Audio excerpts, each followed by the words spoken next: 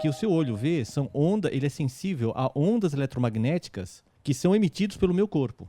E essas ondas eletromagnéticas, elas têm um certo comprimento de onda, que dão mais ou menos a energia dessa onda, e quando impressiona isso na sua retina, você tem a imagem que você tem. Não tem a sensação de que você só vê a matéria, você deveria ver alguém quase transparente, porque somente a luz refletindo sobre os meus prótons, os elétrons iriam refletir para a sua retina. E que a maior parte de mim seria espaço vazio, portanto você deveria ver através de mim. É. O que você realmente vê são fótons chegando no seu olho. Então o que interessa para você não são os elétrons e os prótons, mas são os fótons que são emitidos pelo meu corpo e chegam até você. Começa agora Quem Somos Nós, o programa para quem tem prazer em conhecer. Uma parceria Eldorado FM e Casa do Saber. Apresentação Celso Loduca. Boa noite. Estamos começando Quem Somos Nós, um programa em parceria da Rádio Eldorado e a Casa do Saber. Então, nessa série agora estamos tentando descobrir quem os cientistas acham que nós, humanos, somos. Eu sou Celso Loduca e hoje aqui comigo e com as pessoas que vieram assistir o nosso encontro está o doutor e professor titular do Instituto de Física Teórica da Unesp, Jorge Matsas. Boa noite, Jorge. Boa noite. Jorge, quem é você? Bom, basicamente eu diria o seguinte, eu como ser humano, sou, eu diria, um computador orgânico, formado de átomos pesados, como carbono, ferro, que são sintetizados nas estrelas, a partir do hidrogênio, que é um átomo formado por um próton e um elétron, que foram criados no Big Bang, a origem que, tanto quanto sabemos, é a origem do próprio espaço e do tempo, há 13,8 bilhões de anos atrás, mais ou menos, e que desde então, quando o universo surge, então, o universo ele começa muito quente, como uma sopa. Eu posso interromper um pouquinho? Claro. Você é casado? Sou casado. Quando você se apresentou para sua mulher, você falou isso? Eu disse isso e ela disse que discordava de tudo isso. Você falou, eu sou um monte de próton e tal, não sei o quê. Falou, que lindo, ela ficou apaixonada. Bom, tá bom, desculpa. Mas assim, você se entende assim, é uma coisa importante. Não, exato, Quando exato, você eu me vejo assim, exatamente. Você eu se me vê vejo assim, exato, você se olha no espelho, você se vê desta maneira. Sim, sim. Bom, se a pergunta é do ponto de vista não é do como ponto de vista ser humano, do espelho, como você mesmo, como você se sente? Essa é uma pergunta difícil de responder realmente, viu? Mas eu acho que a resposta mais correta é a que eu dei, o que estava dando no início. E um computador de átomos pesados, como dizia, e que foram sintetizados nas estrelas. Tá bom. É duro, não é? Se de repente partir disso, porque acho correto, né? Do ponto de vista material. Isso te elimina uma visão. Quer dizer, você se considera então uma máquina Não, o mistério forjada em tudo isso, nas certo? estrelas, Então, é isso? o mistério realmente é que, apesar disso que eu disse, que parece uma coisa muito mecanicista, fria, digamos assim, o que acontece é que hoje nós não somos apenas, digamos, esses sistemas complexos que vivem nesse universo que nós habitamos, mas nós somos parte desse universo. Então, o surpreendente realmente é como que essas partes de todo o universo, depois de 13,8 bilhões de anos desde que o universo foi criado, como que se formaram estruturas tão complexas que podem olhar de volta para o universo, que é o todo, do qual nós somos apenas parte, e fazermos perguntas e nos surpreendermos com ele. Então, o surpreendente realmente, na minha opinião, é que nós, isso não depende de atos de fé, somos complexos o suficiente para podermos olhar para o todo e nos deslumbrarmos com esse todo do qual nós somos parte. O que é interessante nisso é que, além de maravilhoso, eu acho isso, não depende de atos de fé. Eu concordo.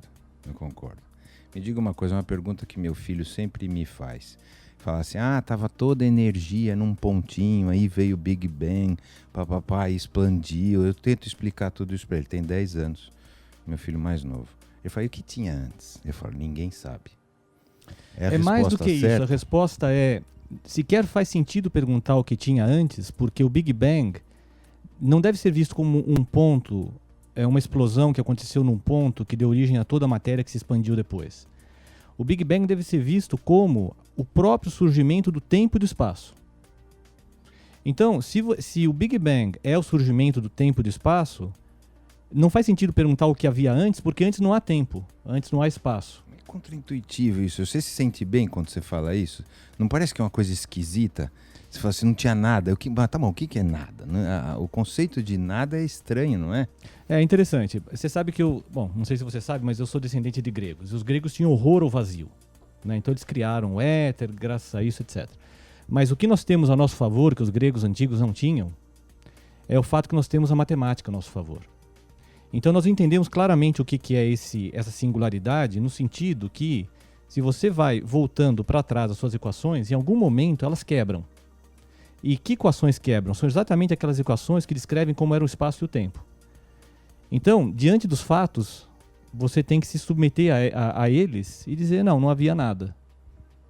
Uma coisa interessante é o seguinte... Mas nada quer dizer nada, quer dizer... Nada quer dizer... não é algo anterior vazio, porque algo vazio nem não vazio, é nada. Não havia nem espaço e nem tempo.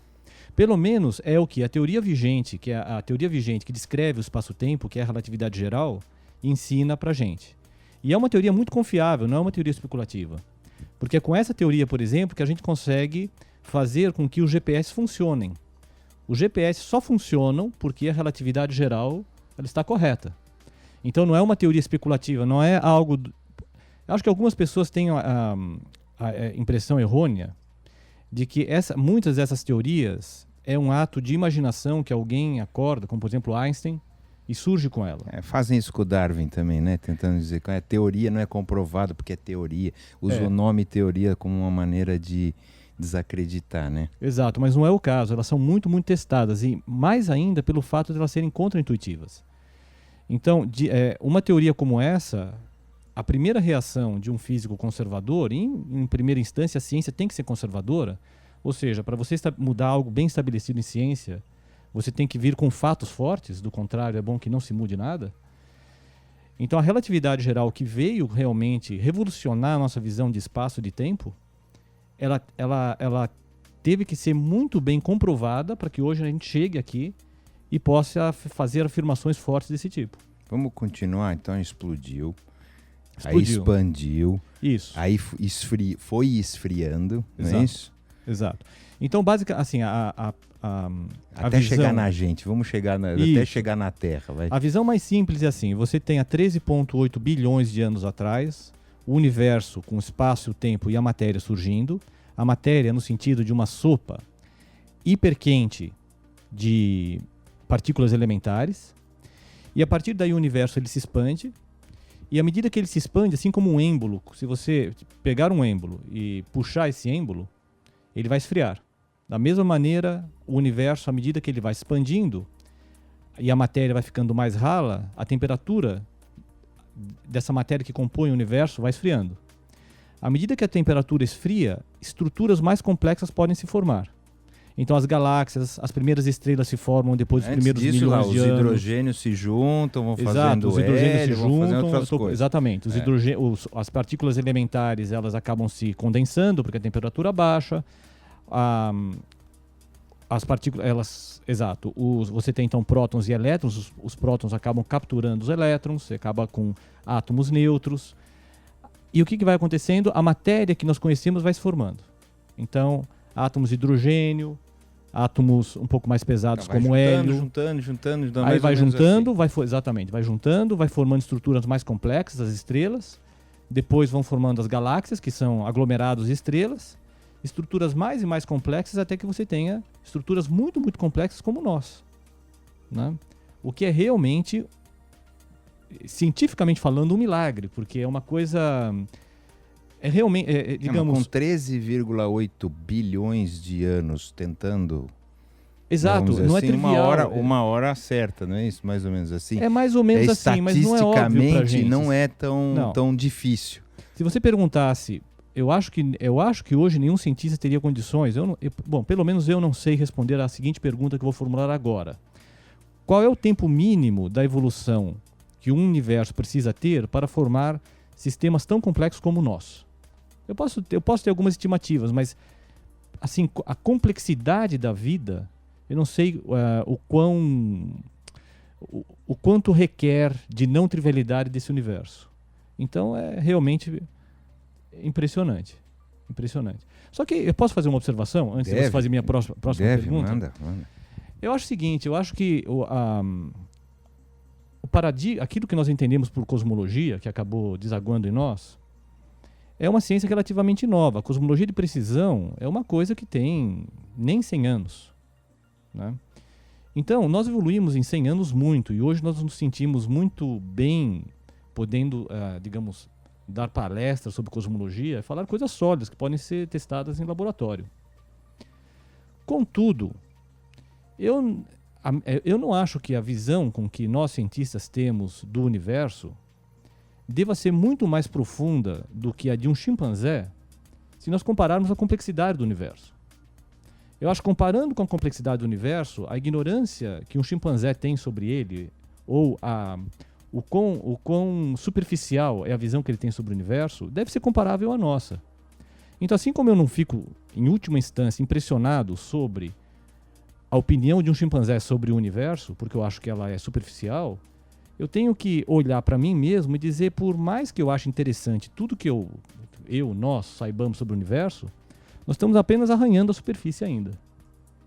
O que é uma coisa muito interessante. Você vai dormir à noite sabendo que você vive num universo muito mais rico e complexo e interessante daquele que você já acha interessante com o que você conhece hoje. É um jeito de olhar. Por outro lado, é um assustador do ponto de vista de que você não sabe nada, de que tudo que a gente acha que sabe depois não sabe, né? Que faz parte, inclusive, do processo científico. Quer dizer, então, na tua área de física, teve o grande deus da física, que foi Newton, que organizou tudo e que, de um ponto de vista do que a gente vive no dia a dia, funciona, né? Toda a física que ele faz. De repente vem o Einstein e fala, veja bem, não é bastante assim. E depois vem o pessoal ainda para falar da física quântica e fala, veja bem, também não é assim. Então, não é mais ou menos, resumindo... É mais ou menos assim, mas eu quero tornar um pouco mais precisa essa afirmação. Não é que Einstein vem destruir Newton. Ele vem mostrar que Newton é um caso particular de uma teoria mais ampla. Só que essa teoria é tão mais ampla que é como se, digamos, Newton ele explicasse muito bem como é a física dentro de um iglu, e Einstein viesse explicando como é não só os iglus e os polos, a física ou a geografia dos polos, mas também das florestas tropicais. Se você é um esquimó, você não tem sequer ideia, se você sempre viveu nos polos, você não tem nem ideias do que pode ser uma floresta tropical. Então, o fato de vir uma teoria dizendo de maneira consistente, olha, o que existe nessa terra em que você vive é muito mais rico do que esse branco, essa imensidão branca, não torna os polos menos reais. Simplesmente abre os horizontes que nós temos para coisas muito mais ricas e diferentes. É verdade. Então o que Einstein vem é completar uma visão... Você tem razão. ...vinda de Newton. Fica à vontade. E eu gostaria... Clara. Eu gostaria de entender uma coisa. Você falou de uma evolução que vem de 13 bilhões de anos. Ela continua agora. Isso quer dizer que todas as novas descobertas que a gente faz, essas novas tecnologias, fazem parte dessa evolução que vem. O homem fica cada vez mais inteligente nesse sentido. É isso que eu quero saber. Ela é uma coisa que está continuando e uma coisa que a gente está vivenciando, nós como seres humanos, esse tipo de coisa?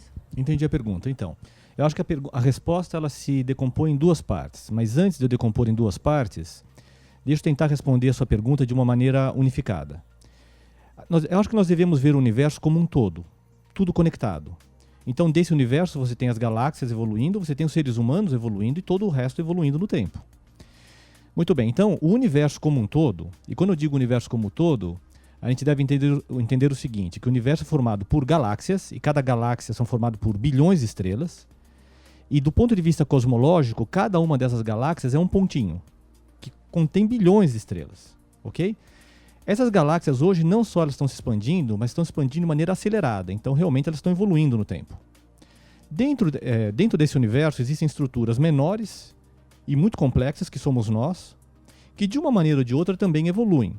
Só que elas não evoluem pelas mesmas equações que descrevem a evolução do universo.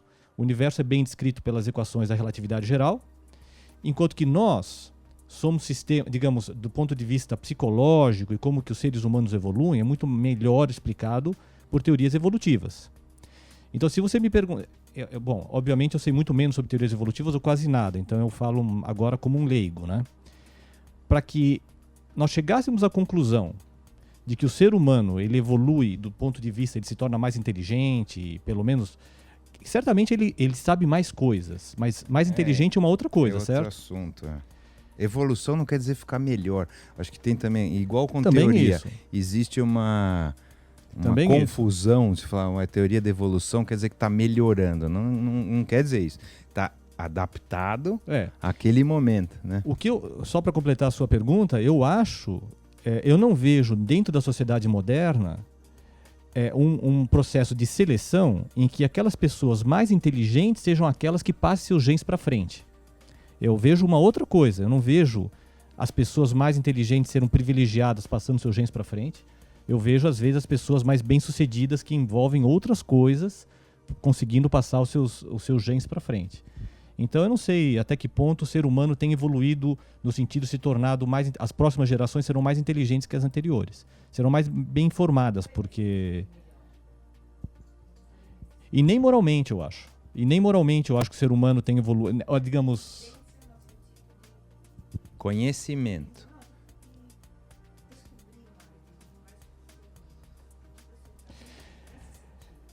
Olha, certo. Eu acho o seguinte, eu acho que as próximas gerações, elas partem queimando etapas mais rapidamente. Então, quando Einstein descobriu o que ele descobriu, ele não teria conseguido descobrir a relatividade geral sem ter os conhecimentos anteriores de Newton, etc. E as próximas gerações partirão de outro ponto, né? Então, relatividade, em que até pouco tempo atrás não era sequer ensinado nas universidades, pelo menos a nível de graduação, e hoje já é um pouco, pelo menos, é mais do que anteriormente, no futuro eu acho que isso será ensinado nos colégios, né? Então... Por que uma teoria que tem 100 anos, comprovada algumas vezes já, de mil maneiras, como a teoria da relatividade, não é ensinada na graduação de física, por exemplo? Bom, que não é uma loucura isso? Quanto então, tempo demora, então, para uma teoria começar a funcionar, para as pessoas aceitarem e a ensinar e acabar simplesmente... Bom, é isso mesmo, vamos para frente, vamos parar de discutir esse assunto. Então, a relatividade, ela tem tido muito, obviamente, muito mais atenção do que no passado, mesmo em cursos de graduação. Talvez ela não seja ensinado com um grau de profundidade que eu acharia que devesse ser ensinado a nível de graduação. Mas isso já é uma outra história, certo? Agora, com relação à sua pergunta, eu acho que o problema básico é que as teorias modernas que descrevem a natureza, a física moderna, para quem não sabe, ela se apoia em duas grandes pilastras, na relatividade e na mecânica quântica, certo? E essas duas teorias, elas precisam de muita matemática para que a pessoa consiga começar a dominar a teoria.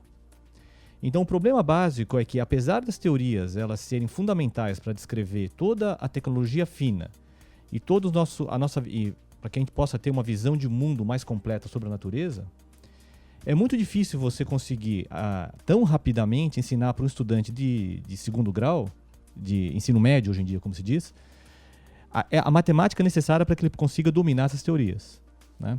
Mas mesmo assim, com essas novas tecnologias de mídia, etc., você tem conseguido avançar muito mais rapidamente no ensino dessas teorias tão complexas. Elas têm...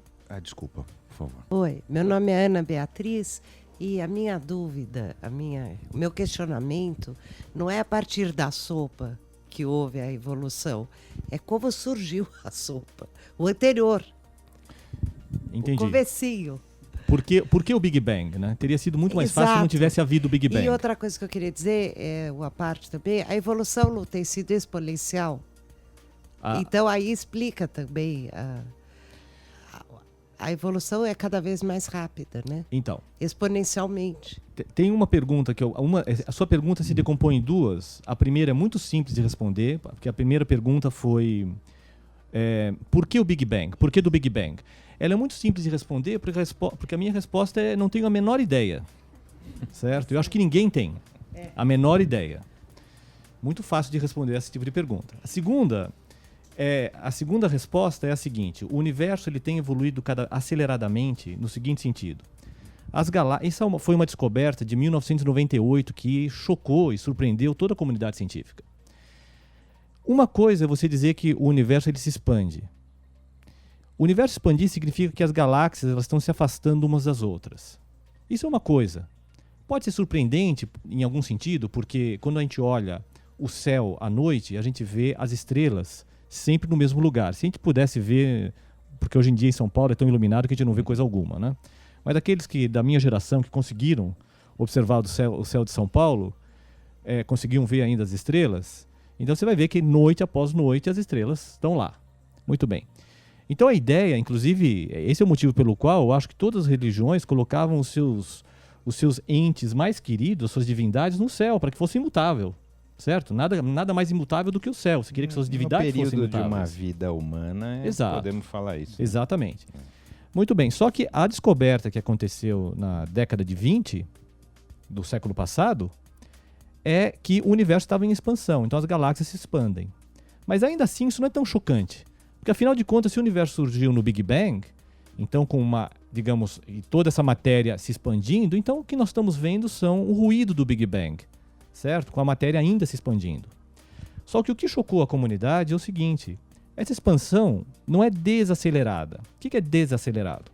Se eu jogo uma pedra para cima, ninguém fica surpreso que ela se afaste da Terra. Mas ninguém espera que essa pedra se afaste cada vez mais rapidamente.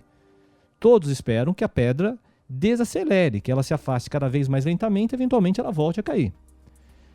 O universo parecido, porque nós estamos falando da mesma força gravitacional. A gente esperava que as galáxias, mesmo se expandindo, elas se expandissem de maneira desacelerada, porque a força gravitacional fosse atrair as galáxias. Até existia uma teoria de que depois ia contrair Poderia tudo até e voltar. Exato. Em algum momento se passou seria o Big por Crunch, isso. seria o oposto do Big Bang. Do Big Bang. Exatamente. Só que o que foi descoberto em 98 é que o universo, as galáxias, elas se afastam aceleradamente. O que é tão chocante quanto você jogar uma pedra para cima e ela começar a se afastar cada vez mais rapidamente. Isso significa o quê? Isso significa que o universo ele é dominado, o universo que nós vivemos, esse universo, ele é dominado por uma energia chamada energia escura, que é repulsiva e não atrativa. E essa energia é muito maior do que toda aquela matéria, do que toda a energia contida em matéria que nós conhecemos. Por exemplo, a matéria dessa poltrona, desse prédio, da Terra, do Sol. Uma vez eu li, não sei se é verdade, 5% da matéria é o que a gente conhece, 95% é chamado de escura, porque o nome escura vem, porque eu não sei o que é. Exatamente. É isso mesmo? 5% da energia do universo está contida em matéria conhecida. Dessas que a gente conhece na famosa tabela periódica, dessas que a gente toca, e mesmo em fótons, que são partículas de luz. Todas essas galáxias que você falou todas até as agora, galáxias que eu falei, é só 5%. Toda a poeira entre as galáxias, tudo isso é 5%. Agora, daqueles 95% que nós não sabemos o que é, uma parcela significativa, da ordem de 27%, está numa parte também desconhecida, chamada matéria escura. Mas pelo menos ela tem uma característica boa, que ela é desconhecida, mas pelo menos ela é atrativa. Já é uma coisa boa, certo?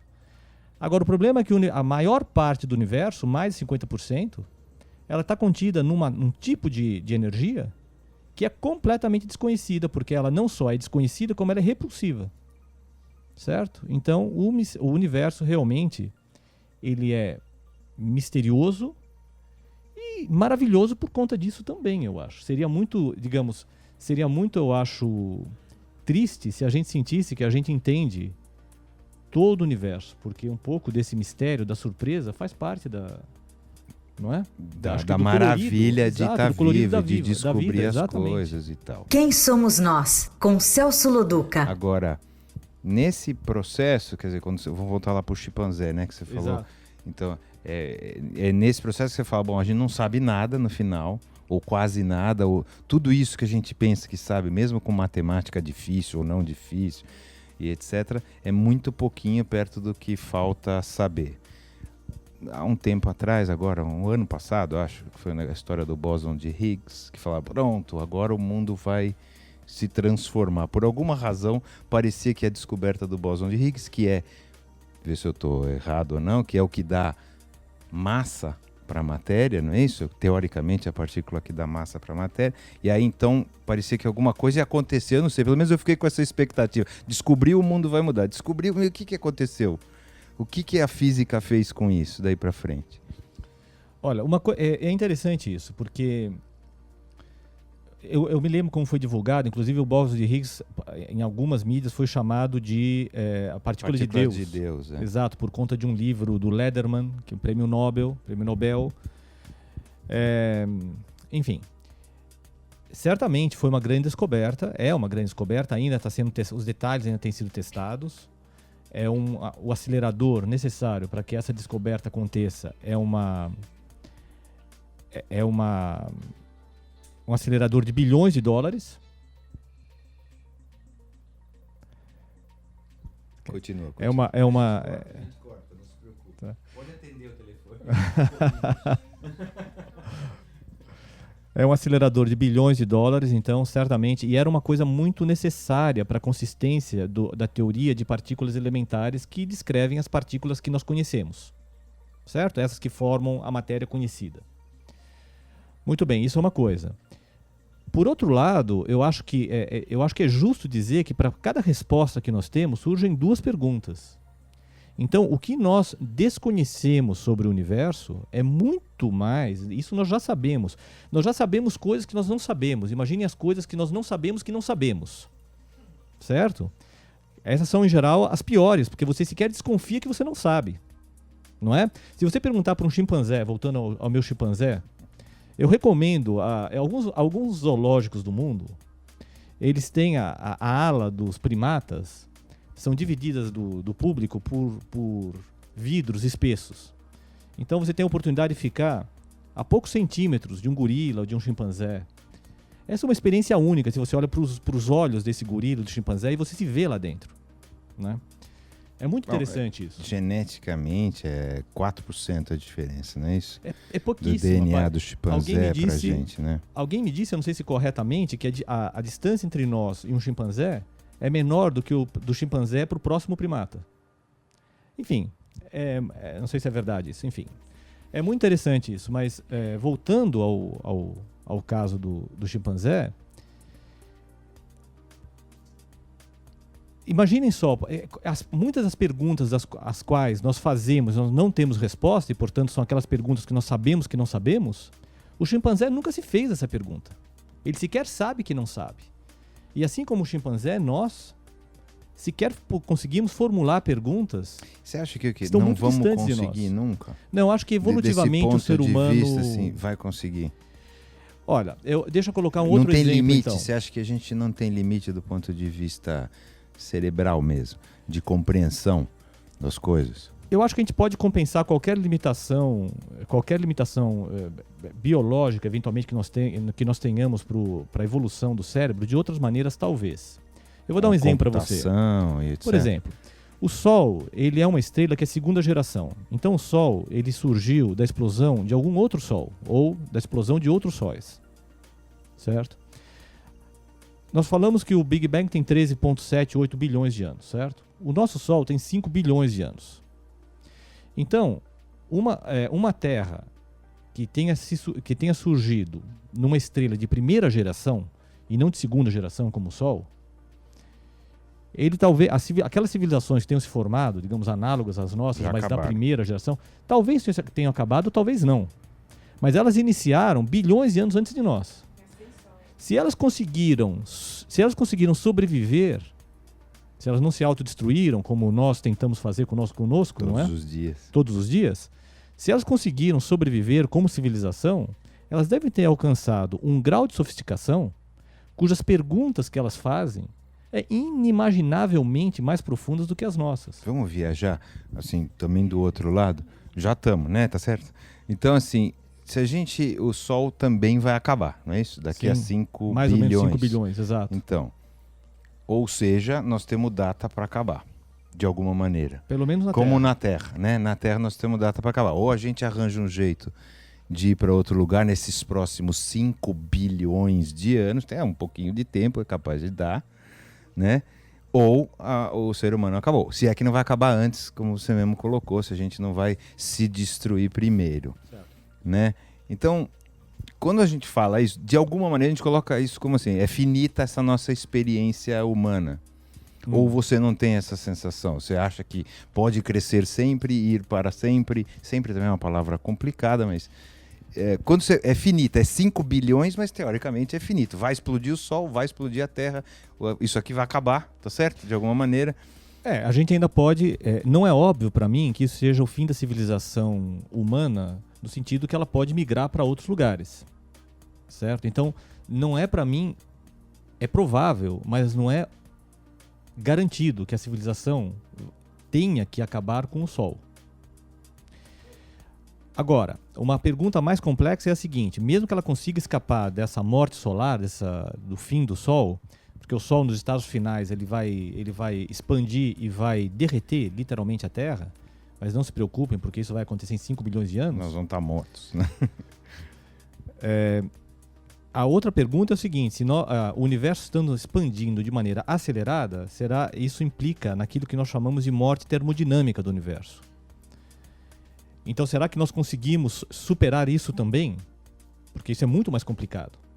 A morte termodinâmica é basicamente assim: se você homogeneiza todo o universo à mesma temperatura, e essa temperatura vai começar a cair a zero, porque o universo está expandindo aceleradamente, então você não tem como construir máquinas térmicas e você não tem como transformar energia em trabalho, que basicamente é o que sustenta a vida na Terra, ou sustenta a vida em qualquer lugar. Então, se isso realmente tem uma previsão continuar de dessa quando maneira, isso poderia acontecer? Quer dizer, deve ter, não é? Em quantos bilhões de tudo anos? vai depender da tecnologia, porque você pode ter uma tecnologia, depende do que aquela civilização... Quando o universo tenderia a zero de temperatura? Não, só no infinito. A zero no infinito. Então ele teria um tempo infinito para... certo? O infinito é mais do que longe, certo? É o infinito. Agora, o problema é que não basta que a temperatura seja minúscula, é necessário algumas condições a mais para que qualquer civilização que a gente entenda possa sobreviver. Bom, só que surpresas acontecem, porque uma outra coisa interessante a gente tem em mente quando a gente fala do universo é que o universo é um sistema científico, é um sistema físico único, no seguinte sentido: qualquer sistema físico em que um físico ele teste, ele tem várias cópias para que ele possa fazer seus experimentos. O universo não, ele é único. E pior, você não prepara o estado do universo, você não prepara ele em laboratório para fazer um teste experimental. Ele simplesmente é único. Então, você não consegue antecipar as surpresas. Então eu gosto de dizer o seguinte, que quando você estuda cosmologia, você estuda o passado para entender o presente, mas é impossível você antecipar as surpresas que determinam o futuro. E o melhor exemplo disso foi a descoberta em 1998 que o universo está em expansão acelerada. Era impossível você antecipar isso por primeiros princípios, pelo menos com a física conhecida até o momento. Tanto é que não foi antecipado, né? Então, que surpresas, eventualmente, se as leis da natureza, elas mesmas não podem evoluir, mudar as nossas previsões do futuro, porque afinal as leis são construídas a partir de observações, essas observações dependem do que você tem disponível dos instrumentos de hoje, por exemplo, e do conhecimento de hoje. E do conhecimento e tudo mais. Então pode ser que surjam surpresas no futuro que mudem as nossas previsões sobre o destino do universo e com isso o nosso próprio destino. Existe, quando você está falando o universo é único e tal, eu também já ouvi dizer que não é, que existem multiversos, não é isso? E que eles se tocam, não se tocam e não. Parece como, né? Eu já ouvi algumas descrições disso aí, de que existiriam, não é necessariamente universos paralelos, não é sobre isso que eu estou falando, mas são universos diferentes onde as coisas acontecem de maneiras complementares ou diferentes. Qual que é a tua visão sobre isso? Olha, algumas dessas teorias sugerem que existem outros universos como o nosso, mas causalmente desconectados com o nosso. Ou seja, nós não conseguimos nos comunicar com eles e eles não conseguem se comunicar conosco e isso será assim para sempre. Então, no que me tange, eu não estou muito preocupado com esse universo. Dane-se, exato. Porque se eu não consigo experimentá-lo e ele não consegue me experimentar, é melhor a gente mudar de assunto, certo? Bom, aí vale uma observação que é o seguinte: eu sou um físico conservador. Mas, teoricamente, existiria um Jorge Matsas num outro universo que talvez se importe com isso, ou não? Teoricamente, pode haver um outro universo em que exista um Jorge Matsas dizendo exatamente o que eu vou dizer a vocês agora, que é o seguinte: eu sou um físico conservador, né? Então, por mais fantásticas sejam algumas das observações ou comentários que eu tenha feito, todas elas são baseadas em teorias muito sólidas. Essas teorias que sugerem outros universos são teorias muito, muito especulativas. São imaginação. Não existe nada que comprove. Não existe nada que comprove, e baseado em hipóteses muito especulativas, as quais eu prefiro não comentar. Concordo também. Sabe por quê? Senão eu também posso inventar uma aqui, né? Exato. E tem mais uma coisa. Eu acho que o cientista, e isso é uma crítica que eu faço muitas vezes à divulgação científica, em muitas mídias, até algumas delas importantes, que é o seguinte: o cientista ele não precisa lançar mão dessas especulações selvagens para maravilhar o público leigo com as teorias que já existem. A realidade já é... A realidade, ela imita e supera a ficção. Então, ela já é suficiente, eu acho, para maravilhar e para mostrar o quão não trivial é o universo que vivemos, o quão não triviais somos nós, partes desse universo, que evoluímos junto com ele, que é interessantíssimo como essas partes, nós, esses sistemas, conseguem fazer perguntas e responder algumas dessas perguntas. E é mais ainda interessante, deslumbrante saber quão mais rico é o universo daquilo que a gente consegue observar. Então, mas agora falando um pouco sobre isso, sem a compreensão mínima, né, que talvez essas revistas de divulgação científica passem, sobre todos esses acontecimentos que você está falando, parece que a gente vive numa ignorância maior que a do chimpanzé, ou a maioria das pessoas, menos os físicos e tal. Talvez boa parte das pessoas que estão aqui, como a gente não convive com isso no dia a dia, então parece assim, nós vivemos num outro mundo, numa ilusão infinitamente maior do que o mundo é, já que a gente não dispõe dessas verdades que a ciência traz.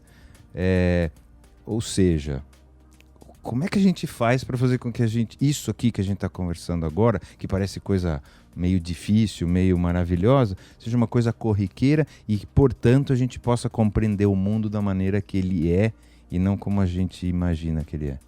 Então, eu acho que passa por aquilo que eu chamo de boa divulgação científica. O que é a boa divulgação científica? Que nós estamos tentando fazer um pouco aqui. Eu acho que sim. Eu acho que sim. Passa por você tentar explicar da melhor maneira possível a física sólida. A física e a ciência sólida. Em que sentido? Aquela que é especulativa, muito especulativa, pode ser ou não que seja a ciência de amanhã, ou seja, que seja o fato de amanhã. Se for o fato de amanhã, ótimo, vamos trazer para o público não especializado. Se ainda é especulação, eu acho que merece ser guardado para os círculos mais científicos, para que seja testado, examinado. Está correto. Não é isso? Está correto. E para que o público não se... Porque senão, sabe qual é péssima... Sabe o que acontece se você não toma essa atitude? Dá a sensação para o público do seguinte, que vem um cientista, tem uma ideia e fala algo. Aí na semana seguinte aparece alguém desmentindo aquele algo. Mas não é que ele desmentiu um fato científico, e um fato é um fato. O GPS funciona e ponto. O tomógrafo funciona e ponto. O que ele está desmentindo é uma teoria especulativa que não tem ainda comprovação. Essa pode ser desmentida, porque ainda não tem comprovação. Claro. Então, do contrário, algumas pessoas... Vocês sabem, algumas pessoas eu tenho o desprazer, às vezes, de sentir que ela sente que a distância entre cosmologia e astrologia é mínima. É mínima. Já foi. Lá atrás, né? Então, alguns séculos alguns atrás. Milênios atrás. Mas agora não. Não é isso? E eu acho que o público leigo não merece, o público não especializado não merece. Quem somos nós? O programa para quem tem prazer em conhecer. Então, 2 assuntos. Um que a gente não falou nada sobre a questão da mecânica quântica, quando você estava falando, onde é mais contraintuitivo ainda que qualquer coisa que o Einstein tenha falado, né? Ele mesmo Parece que era um cara que não gostava muito da ideia da mecânica quântica, achava que aquilo era um absurdo, que não existia e tal, até que, obviamente, hoje todo mundo sabe que é assim que funciona. E que, na verdade, tudo que a gente vê como matéria é um grande espaço, não é isso? Se a gente pode colocar o espaço entre a matéria, é muito maior do que a matéria em si. E outra coisa que eu tentei explicar para o meu filho, quando eu falei isso, era... Ele falou, tá bom, mas por que a gente é sólido, então, se entre as coisas o espaço é maior? Entre o núcleo e os elétrons? Por que a gente é sólido? A gente é sólido porque quando eu pego o meu dedo e toco no meu corpo, os elétrons do meu dedo, eles interagem com os elétrons do meu corpo e por repulsão eletrostática, o meu dedo não consegue repulsão, porque cargas iguais se repelem. Eu não consigo penetrar. Se fizer muita força, eu não deveria furar? Não, e de fato, se você fizer muita força, você vai quebrar seu dedo e se ele não quebrar, ele fosse de titânio, você furaria, que é o que balas fazem, certo? Algo não, assim. passando pelo espaço. A gente deveria passar pela parede, teoricamente, não é isso? Ou não? Não é um monte de espaço, vai um monte de espaço. Certo, eu não passo porque não dá certo, não é isso? Não combina. Mas é difícil explicar isso. Não, então, é interessante o seguinte, é que eu agora entendo um pouco melhor a sua pergunta, a sua observação. Então, a gente não passa pela parede porque matéria encontra matéria. Não é que a matéria é sólida no sentido de que os meus átomos passariam pela parede porque a maior parte... O que está sendo dito aqui é o seguinte, você tem um núcleo, certo? O núcleo é feito... Vamos lembrar o que é um átomo. Um átomo é basicamente um núcleo positivo, muito compacto, e elétrons orbitando esse núcleo. Ok? E a maior parte é espaço vazio. É como se um núcleo, por exemplo, de hidrogênio, você teria um próton no centro de um campo de futebol e o elétron nas arquibancadas. Algo assim. Todo o resto é espaço vazio. E aí, disso que nós somos feitos, certo? E por que então, quando eu faço isso, o meu dedo, que é praticamente feito de espaço vazio, não passa pela minha perna? Que também é um outro espaço vazio. Exato. O que acontece é o seguinte, não passa pelo seguinte, quando o meu elétron começa a chegar, quando os elétrons do meu dedo começam a chegar, então nesse espaço vazio, ele começa a chegar nesse outro espaço vazio que é da minha perna, a gente não pode esquecer que, além dos elétrons e dos prótons, nesse caso de hidrogênio, senão você vai ter os nêutrons também nos núcleos, mas não vamos esquecer os nêutrons, você tem um campo eletromagnético, campo elétrico. Então o campo elétrico de um encontra o campo elétrico do outro. Então mesmo que o espaço seja vazio, no sentido que não tenham elétrons e prótons entre o centro do campo de futebol e as arquibancadas, ele está repleto de campo elétrico. Mas quando eu te olho, aí é um problema do meu olho que não tem capacidade de ver todos os seus espaços vazios? Ou o que é? Uma ilusão de ótica? Não, é ruim. Os meus neurônios, o meu olho não tem capacidade de enxergar todos os seus espaços. É que o seu olho, o que ele vê realmente não são nem elétrons nem prótons. O que o seu olho vê são ondas, ele é sensível a ondas eletromagnéticas que são emitidas pelo meu corpo. E essas ondas eletromagnéticas, elas têm um certo comprimento de onda, que dão mais ou menos a energia dessa onda, e quando impressiona isso na sua retina, você tem a imagem que você tem. Então, não tem a sensação de que você só vê a matéria, você deveria ver alguém quase transparente, porque somente a luz refletindo sobre os meus prótons e elétrons iriam refletir para a sua retina. E que a maior parte de mim seria espaço vazio, portanto você deveria ver através de mim. O que você realmente vê são fótons chegando no seu olho. Então o que interessa para você não são os elétrons e os prótons, mas são os fótons que são emitidos pelo meu corpo e chegam até você. Por isso que eu te vejo maciço, por isso que apesar você me vê de uma maneira ser compacta. Tá certo? Se você quiser é isso, exato. Se você quiser é isso. Não. As emoções, novamente, entra naquele outro terreno que a ciência, ou pelo menos a física, não tem nada a dizer. Então a neurociência está começando a vasculhar isso, né? Quando a neurociência disser algo sobre isso, eu vou estar aí na audiência ouvindo o que eles têm a dizer a respeito, que eu sou muito curioso a respeito sobre tudo isso. Vamos falar sobre esses trecos que tem uma concentração absurda, né? De massa e energia, não é massa, né? Energia. É exato. E que suga tudo. Exato. Como é que ele nasce? Então, o buraco negro, ele nasce da morte de uma estrela muito, muito massiva. Então, quando uma estrela muito, muito massiva, quando eu digo muito massiva, eu digo algo como 25 massas solares. Isso ainda, o valor exato ainda depende das propriedades precisas da estrela e de detalhes que nós ainda não temos sob controle. Mas nós sabemos o suficiente para que eu possa afirmar que uma estrela com 25 massas solares ou mais, no final de sua vida, ela acaba numa grande explosão. Dessa grande explosão surge, no final, um núcleo. Esse núcleo ele não tem mais combustível nuclear para pressionar essa matéria para fora, e ela começa a se contrair cada vez mais e acaba colapsando cada vez mais para dentro. Em algum momento ela acaba colapsando completamente e se torna um ponto matemático. Esse ponto matemático é uma singularidade. Os físicos chamam de singularidade tudo aquilo que eles não entendem. Eles não sabem. Exato. É o nosso nome, nosso cognome, certo? Ou Muito matéria bem. escura, ou energia escura, ou singularidade. É que matéria escura a gente tem ainda bastante esperança de entender, ainda no tempo de nossas vidas. A energia escura é um pouco mais difícil. A singularidade, eu diria que não. Nunca. Não, talvez, mas eu acho que não no tempo de minha vida, pelo menos. Enfim.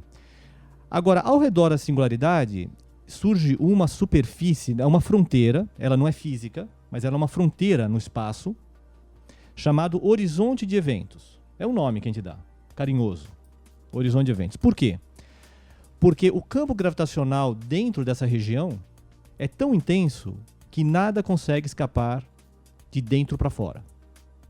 Então, essa região de não retorno, essa fronteira de não retorno é a superfície do buraco negro. E o buraco negro é tudo que está dentro dele. Certo? Então, por que a gente chama de horizonte de eventos? Porque assim como você não consegue, um navegador, ele não consegue observar além do horizonte, nós não conseguimos ver para dentro de um buraco negro. Por isso ele tem um horizonte de eventos. É um nome que se dá. Então, ele pode ser visto assim, sobretudo se ele tiver rotação, esse buraco negro ele pode ter rotação, você pode ver como um redemoinho irresistível. Se você estiver longe, você praticamente não sente o fato de existir ou não um redemoinho no lago, por exemplo. Mas se você se aproxima demais, então, para um buraco negro, você é sugado de maneira irresistível. E por irresistível eu quero dizer o seguinte: se você entra no buraco, o problema de você sair é o mesmo do problema de você voltar no tempo. Para você conseguir sair de um buraco negro, você, antes de mais nada, tem que conseguir voltar no tempo. Estou falando isso porque não é só uma imagem mental, é um fato concreto. Para vocês terem uma sensação, por que sair de um buraco negro é tão impossível? Certo? Então são estruturas já comprovadas, não diretamente, mas indiretamente, há muitos indícios de que há buracos negros no universo, alguns deles com milhões de massas solares, alguns deles com uns poucos bilhões de massas solares, no universo que nós vivemos, certo? Existe um, por exemplo, no centro da Via Láctea, que é a nossa galáxia. O nosso Sol pertence a esse conjunto de galáxias que é chamado de Via Láctea. No centro há um buraco negro com alguns milhões de massas solares, certo? E você pode observar, então, com alguns telescópios, estrelas orbitando algo invisível. Esse algo invisível é o buraco negro. É invisível justamente porque ele é negro. Bom, eu vou encerrar. Você começou tentando se definir, né? A gente falou sobre essa imensidão toda, a quantidade de mistério e a ignorância que a gente tem a respeito desses mistérios. E aí eu quero uma opinião sua. Quem você acha que nós somos? Olha, depois de tudo que eu disse, eu diria o seguinte, que da mesma maneira que se nós perguntarmos isso a um chimpanzé, nós não estaríamos interessados em sua resposta, eu acho que é obrigação de vocês não estarem interessados na minha resposta. Não concordo. Agora eu quero a sua resposta. Qual é? Essa eu quero. É importante. Ele é uma das respostas, ela não é a resposta. Terão 7 bilhões de respostas, mas a sua nos interessa. Então, eu acho que nós somos estruturas formadas de estruturas orgânicas, regidos por leis da natureza, que fazem parte, estruturas bastante complexas que nós somos, que fazem parte de um universo inimaginavelmente complexo, cuja complexidade nós apenas arranhamos.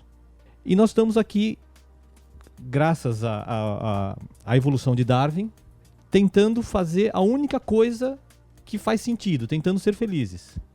É a única coisa que me parece absoluta. É uma necessidade de cada um de nós, a sua maneira, de encontrar a felicidade. Isso não é uma maneira de você tentar dar sentido para a tua existência, é isso? Não, eu acho que de fato, eu acho que isso, não sei se ajuda alguém ou não, dando sentido à existência de alguém ou não, eu acho que isso é algo quase tautológico, porque acho que é algo difícil rebater o que eu disse, porque é tão digamos, básico, não é isso?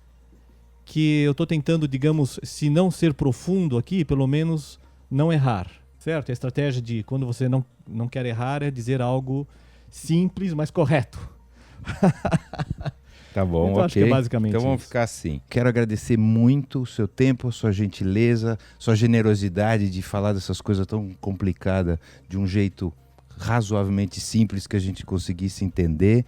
Então, a gente está finalizando aqui com o Jorge Mazza, o grande físico. Muito obrigado. Eu que agradeço muito, obrigado por todos. Você ouviu Quem Somos Nós?